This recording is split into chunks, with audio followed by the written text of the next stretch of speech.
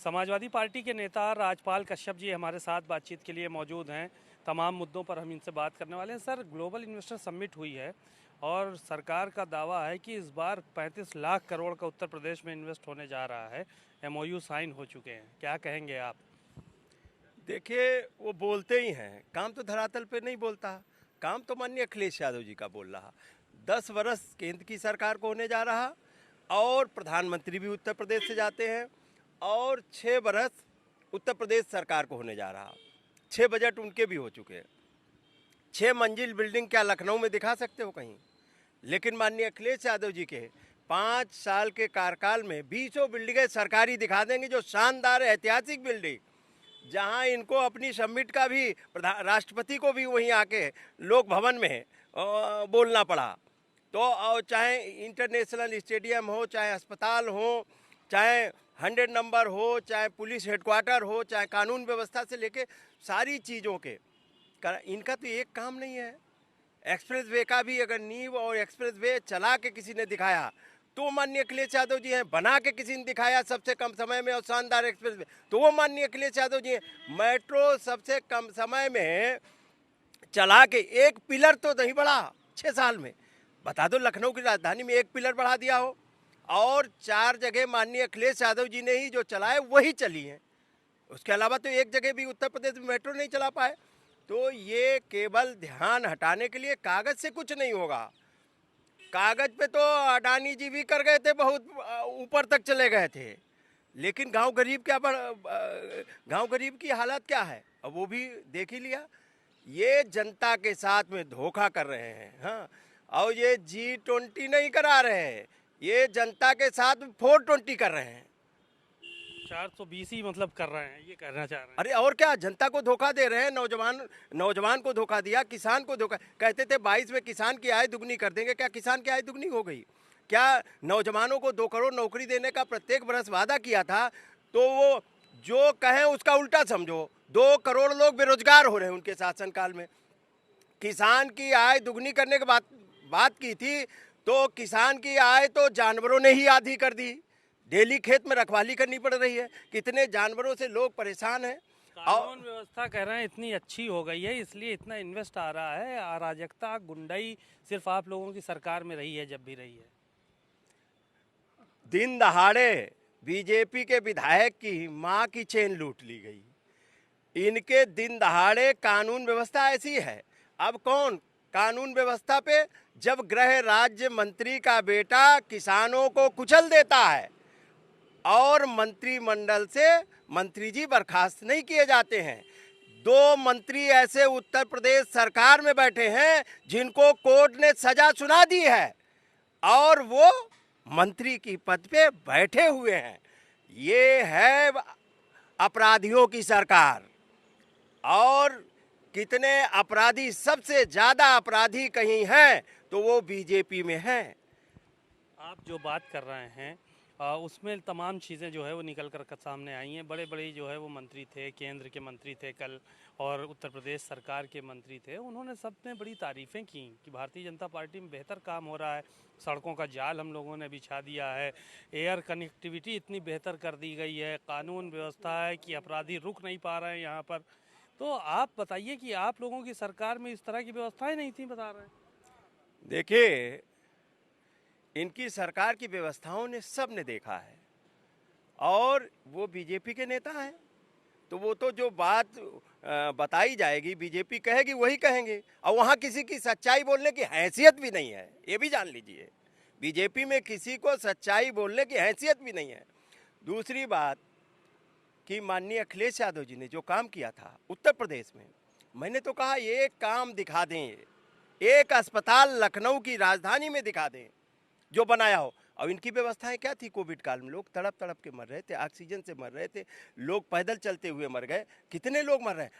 अभी डेंगू आ गया था, डेंगू में अस्पताल में जगह नहीं है। अभी आप चले जाइए मेडिकल कॉलेज पे, आप देखिए कितने लोग बिना भर्ती के वापस जाते हैं। बेड नहीं मिलता है, वेंटिलेटर नहीं मिलता है, आईसीयू नहीं मिलता है, कितने लोग वापस जा रहे हैं। किसी अस्पताल पे चले जाइए, लूट मची है। तो इन्होंने क्या इंफ्रास्ट्रक्चर, कानून व्यवस्था ध्वस्त है, पूरी तरह से जंगल राज है। लूट डकैती बलात्कार रेप कितनी घटनाएं हो रही जिलों में, आप पता तो करिए। और विकास, आज लोग दो वक्त की रोटी नसीब नहीं हो पा रही है।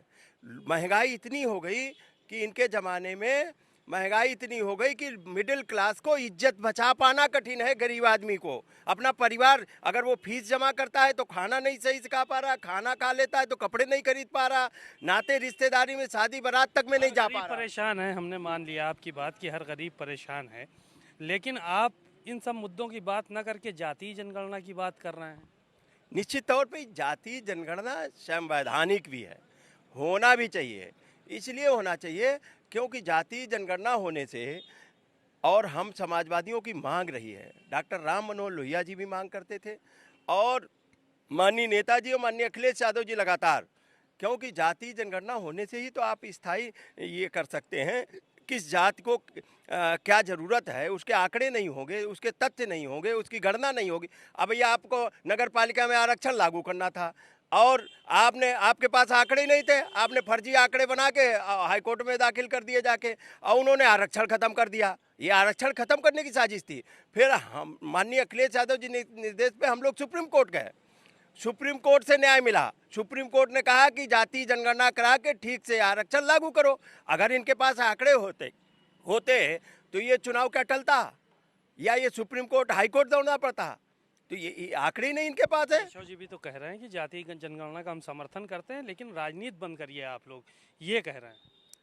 वो ऐसा है, अब केशव जी क्या बात करेंगे, उनसे कहो कब होगी जनगणना, बताएं ना, डेट बताएं। सरकार तो उनकी है, माननीय अखिलेश यादव जी ने तो कहा हमारी सरकार होती है या नहीं करा पा रहे गद्दी दें, 3 महीने में करा देंगे। वो बताएं कितने कितने महीनों में करा देंगे जाति जनगणना, कब से चालू होगी जाति जनगणना। क्योंकि बीजेपी घबरा रही जाति जनगणना से, क्योंकि सबके आंकड़े आ जाएंगे, सबके तथ्य आ जाएंगे, इनकी कलई खुल जाएगी।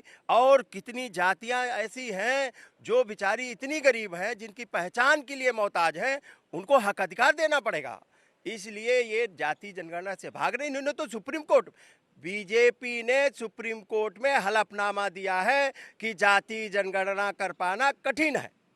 तो ये बीजेपी तो पिछड़ा दलित विरोधी है ना, आरक्षण विरोधी है, संविधान खत्म कर रही, हक अधिकार दे नहीं रही, सरकारी संपत्तियां बेच रही, निजीकरण कर रही, राष्ट्रीय संपत्तियां बेची जा रही। बताओ, ये कहते थे देश बिकने नहीं देंगे, और देश की सारी संपत्ति बेचे दे रहे हैं, कह रहे थे काला धन लाएंगे। इतनी बातें करते हैं आप लोग और जातीय जनगणना की बात कह रहे हैं। जनता तो बार बार नकार रही है इन लोगों को। हम लोग शुरुआत से 14 में नकारा, 17 में नकारा, 19 में नकारा, 22 में नकारा। गद्दी तो हम लोगों को मिल रही है, सरकार तो हम लोगों की बना रही है जनता, और तमाम मुद्दे जो हैं वो सब बेकार हैं आप लोगों के। देखिए, वो झूठ भ्रम और भ्रष्टाचार अब बेईमानी से सरकार बनाई है। आप बताओ, 47 से 125 आए तो किसकी सीटें ली, ये तो बताओ। बीजेपी को ही तो कम हुई सीटें, तो बीजेपी की आई, वो जीत कहाँ रहे, उनको तो हरा रहे हम लोग लगातार। और ये तो बेईमानी से, 22 में तो इन्होंने बेईमानी से सरकार बनाई, जनता ने नहीं बनाई थी। इन्होंने कितने ईवीएम पकड़ी गई। आप बैलेट से जो वोट पड़े उनका रिजल्ट देखिए, लगभग 350 सीटें समाजवादी पार्टी जीती है बैलेट में। तो यही ट्रेंड था। ये तो बेईमानी से कितनी ईवीएम पकड़ी गई, बनारस में पकड़ी गई, बरेली में डस्टबिन कूड़ेदान में जा रहा था, मशीनें जा रही थी, इनके एसडीएम लगे थे, क्या नहीं लूट की, थानेदार अध्यक्ष और डीएम एसपी सब तो लूट में लगे थे। उसकी बेईमानी, इतनी बेईमानी के बावजूद भी 125 सीटें जीते हैं, और लगभग 5000 वोट के अंतर से हम 70 सीटें हारे होंगे, जो बेईमानी से इन बेईमानों ने हरवा दी। जनता ने तो जिता के भेजा था, आप किसी जनता से पूछ लीजिए जाके। लोगों को एकजुट करने के लिए आप क्या कर रहे हैं, आपके पास आपको अध्यक्ष बनाया गया है। देखिए, आज सबसे ज़्यादा शोषण अगर हो रहा तो पिछड़ों को हो रहा, और सबसे ज़्यादा बीजेपी जो सरकार बनी है इसने पिछड़ों को ही साथ लिया। लेकिन अब पिछड़े जान चुके हैं, पिछड़े जाग चुके हैं, और पिछड़े अपना हक अधिकार मांग रहे हैं। उनका आरक्षण खत्म किया जा रहा, और सरकारी वैकेंसियां निकाली नहीं जा रही। यूनिवर्सिटियों में प्रोफेसर की भर्ती हो रही तो एक जात विशेष के लोग भर्ती हो रहे हैं, और साथ ही साथ में जो हमारे प्रोफेसर और कुलपति नहीं है। आप बताइए, कुलपति नहीं है, कितने ओबीसी के कुलपति हैं, कितने दलित के कुलपति हैं। तो ये नाना प्रकार से ये आरक्षण संविधान खत्म कर रहे हैं, उसकी लड़ाई हम लोग जाति जनगणना के माध्यम से माननीय अखिलेश यादव जी के निर्देश पे ब्लॉक और विधानसभा वार संगोष्ठियां करके और जन आंदोलन खड़ा करेंगे और इनको मजबूर करेंगे जाति जनगणना के लिए। जाति जनगणना करो, आबादी के हिसाब से हमको हक अधिकार दो, हमें जातियों में मत लड़ाओ आपस में, हमारा जो हक बनता है वो हमें दो।